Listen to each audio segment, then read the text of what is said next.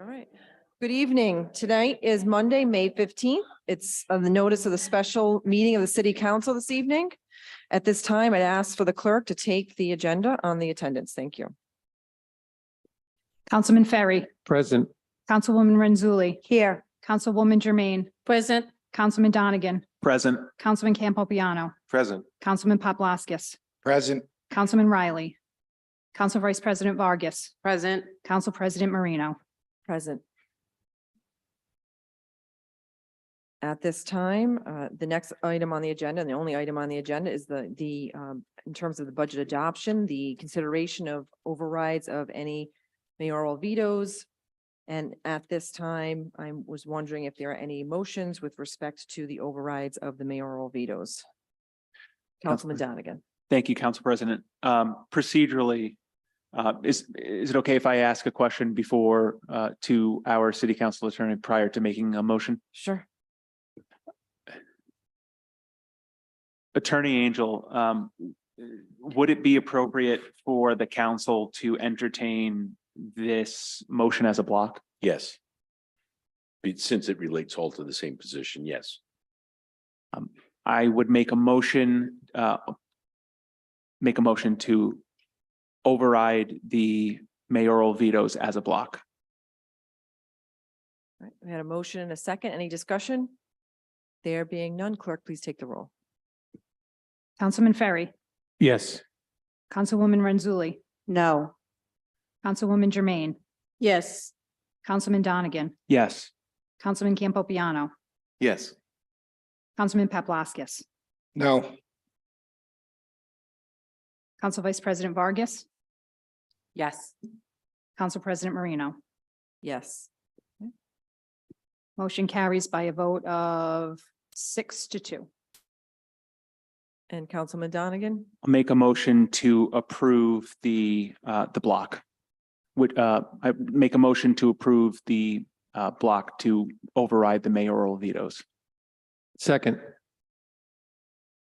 At this time, any discussion? Nope. Councilman Donegan? Thank you. I'll keep it brief. As you all recall, during the budget adoption evening meeting, went through line by line. In total, these mayoral vetoes add up to just shy of $54,000. This would fund, beginning January 1st, 2024, a senior planner in our planning department. As we've heard from members of the department, and as I think that we can all deduce from our own observations, it's a department that needs more support. While there are challenges, we are a city of over 80,000 people, and we have 2 full-time planners. And I think that when you look at other municipalities like size, they have significantly more. And if we're going to tackle the myriad of issues within our city and also, help secure our financial stability moving forward, increase economic development, I think the planning department plays a vital role in that.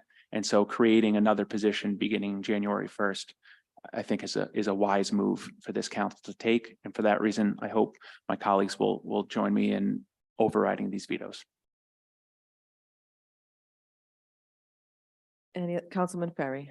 Yes, I agree with my colleague in that we feel that another position in the planning office is essential to accomplishing many of the developments that are coming up in Cranston, that are taking place in Cranston right now, and also to speed up the possibility that we do get an updated comprehensive plan. I support vetoing this because I just do believe that that position is needed far more than any other position in the city. Thank you. Councilwoman Renzulli? Thank you, Madam President. As I said in past meetings, I do not think that we should reward poor management, or like I say, we shouldn't reward poor behavior. The planning department is not operating in an efficient manner. And maybe that should perhaps be addressed before we fund a position. When we let go 24 people, I believe, last year, and the mayor had implemented a no new hire. And I think that if we're going to hire in this department, then how fair is it to the other departments? Building code enforcement, they need people, we need people all over the city. So I think that, it's not fair that we just hire for this position. And in addition to that, we do know that one of the higher ups in planning is leaving. We'll be replacing that position to replace two people at the same time. I don't think it's necessary. If we hire someone really strong in the position that's going to be open, and we see that the director of planning is moving forward with things like an RFP that we were promised over 30 days ago, would take 2 days. As far as I checked, a couple of days ago, was not yet up. So I just really think we're setting a poor precedent here, that the squeaky wheel gets the grease. And I am not in favor of overriding this veto. Thank you. Councilman Paplaskas. Thank you, Madam President. I will not be in support. This evening, I would like to see the mayor's veto stand for many of the reasons Councilwoman Rizuli stated. I know Councilmember Donegan mentioned the $54,000 price tag for this fiscal year, but that'll grow to $100,000 or plus when the position is fully funded for a full year. So for those reasons, I will not be supporting it this evening. Thank you. Any other council members this evening? Councilwoman Jermaine. Thank you, Madam President. I understand the point of our colleagues, but at the same time, we know if we need to move forward, a plan department is the heart of a city. It's the heart of the city. How we moving forward economically? How we move forward when we have all the development coming to our city? 2 people are not enough. We need, and since my first year in this body, Director Pezzolo have been asking for help, for resources, human resources. 2020. And he has been asking before then. So I understand things should be moving forward, but without the resources, if you are, a carpenter, you don't have any tools, how you can make the house? He needs the tools. So I think the possibility is offered to giving the tools, and then we can hold him accountable. But not doing anything and wait for him to do something, I don't think that is necessary. So I will be in support of this veto because the planning department need resources to have the work done. Any other discussion this evening? Councilman Campopiano. I do agree with my fellow councilman on my left and my right that it is going to be a strain on the budget going forward in next year. And but I do believe it is going to help the city. From even before I was appointed councilman, I started hearing about the strains of the comprehensive plan not getting done, how they didn't have the personnel. And then I think it was my second meeting where this whole chambers was full of people complaining about the comprehensive plan not getting done. And I went back and watched the videos of last year and I watched the videos of this year. And it was just over and over and over again. So I am in support of putting someone in that position, but they're going to have to be held accountable. I want to see every month, I want to see a report, how the comprehensive plan is coming forward, how the office is often operating more efficiently. I want to see that. But I will be in support of hiring someone in that position. Any other council members? Okay, right. Director.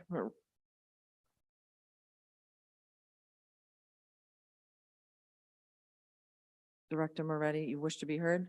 Go ahead.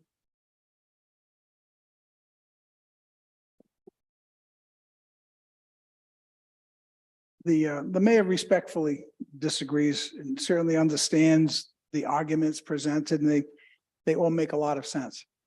But the mayor does disagree, I believe, with consensus.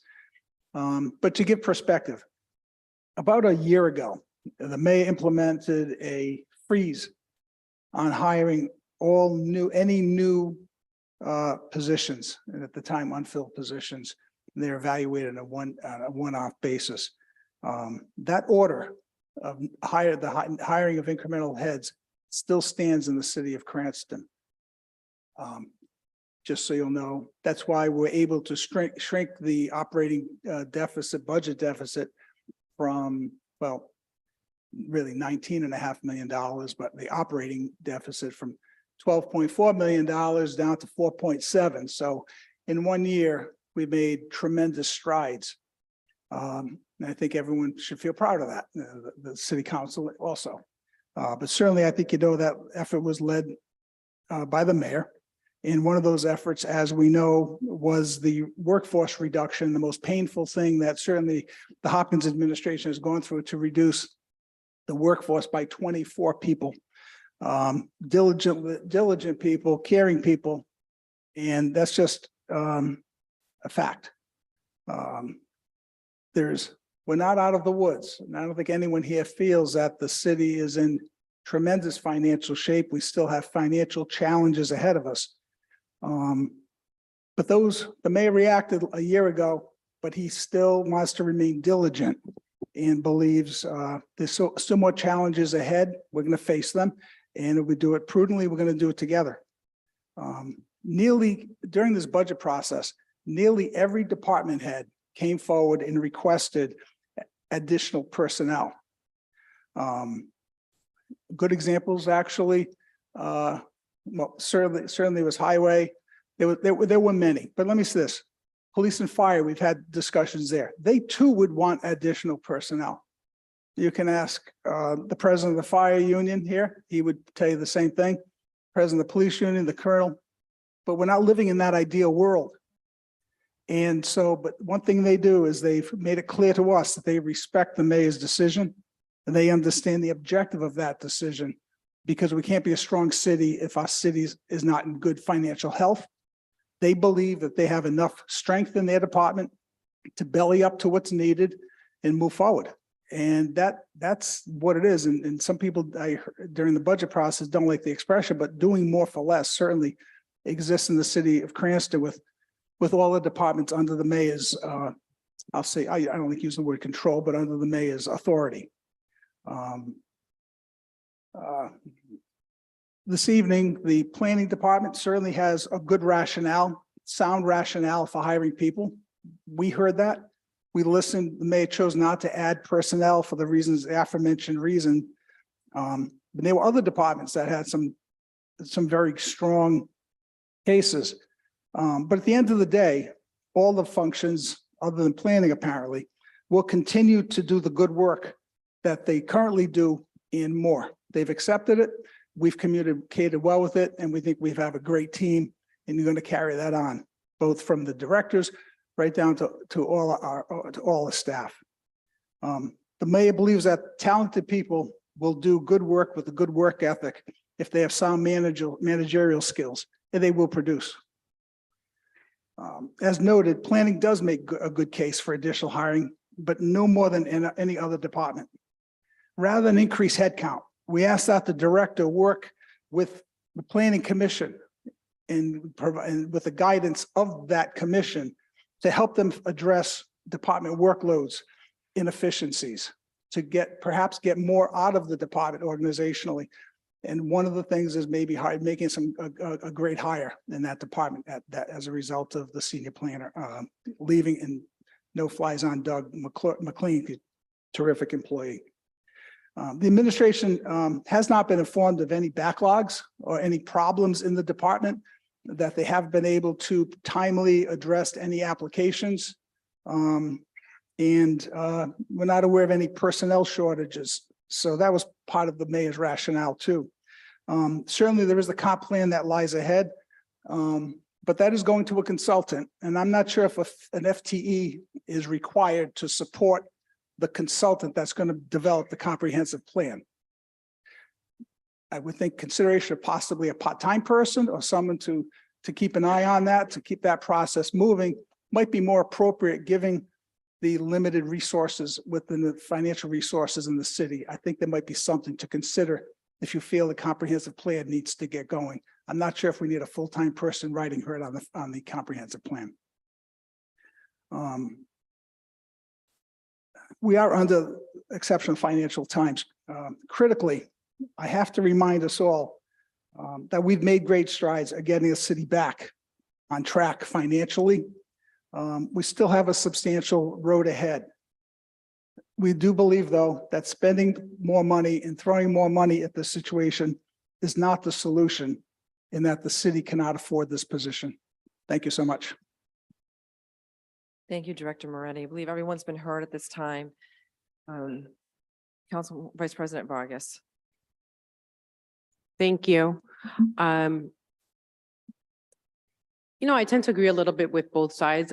But I believe that right now, a lot of this, it seems like the conversation keeps tying back to the comprehensive plan, the comprehensive plan, the comprehensive plan. But it's also a department that works a lot with the zoning ordinance, with project management, with planning initiatives as well. And while I understand that, there's hiring fees, but at the same time, why have we not allocated or can allocate funding to another department that could possibly have another staff member? Like Director Moretti said, right? If we could provide each department with an extra body, that would be great for the city and city services and for residents and so forth.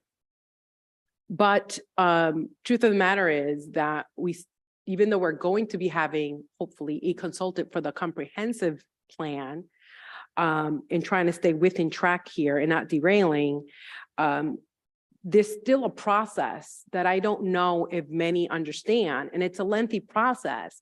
If we were to, it requires still staff members here. So while our staff is working with consultants, possibly, on the comprehensive plan, we still need to have staff in the office ready for any possible zoning changes or any planning that comes before the city. And even there's a process in place that goes to the planning board and everything else in place, we still need manpower. And so this department could possibly be we could possibly see a spike in revenue that maybe possibly come next year. We might be able to allocate some of those fundings and everything goes well to another position, like possibly within the inspection department, which definitely needs the help as well.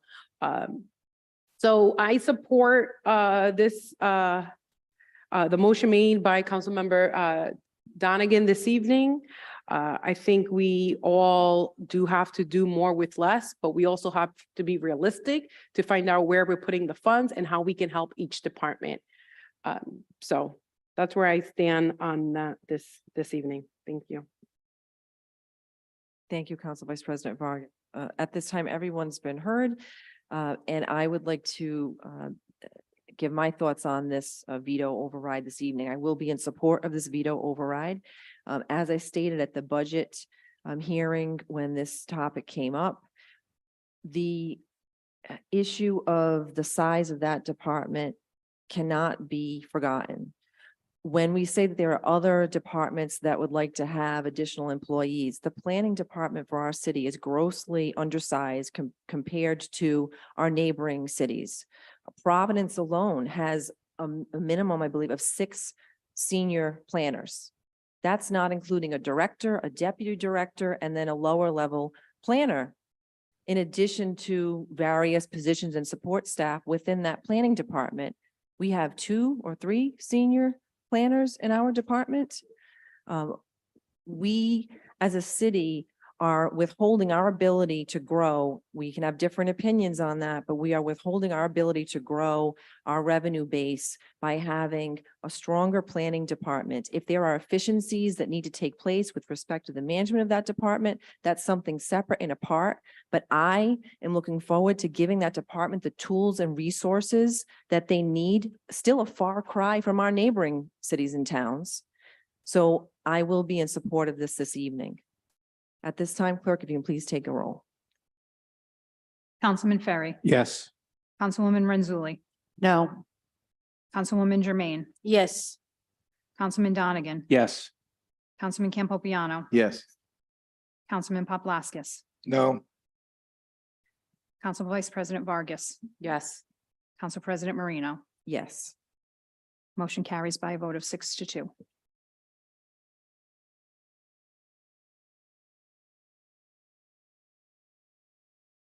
Okay, at this time, I'd like to have a motion to adjourn. Motion to adjourn. Second.